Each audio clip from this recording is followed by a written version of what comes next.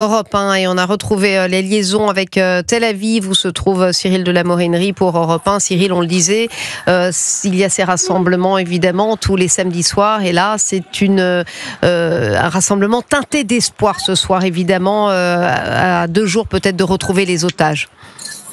Oui, il y a des milliers d'Israéliens qui sont réunis actuellement sur cette place des otages dans le centre de Tel Aviv avec des drapeaux agités, avec Yael également que j'ai rencontré qui distribue des panneaux. Il y a cette inscription, tous les otages à la maison maintenant. On célèbre la fin de Shabbat dans l'espérance, comme l'explique cette franco-israélienne qui vient régulièrement depuis plus de 2 ans sur cette place. Quand j'étais au repas de Shabbat avec ma famille, je me suis dit que le prochain Shabbat, les otages, ils seront là et les vivants. Et ici, j'espère que cette place, elle va retourner à être une place comme les autres à Tel Aviv et que les gens ils vont aller au musée ou à la bibliothèque et ça va pas être une place des otages.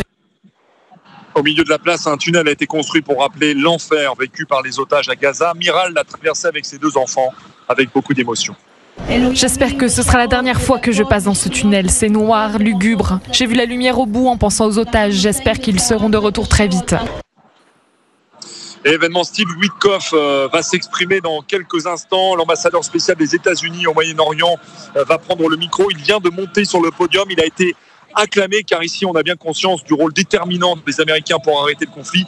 D'après les dernières informations sur place, les otages pourraient être libérés à partir de demain, avant une arrivée probable de Donald Trump lundi matin en Israël. Cyril de la Morinerie, envoyé spécial dans l'État hébreu pour Europe 1.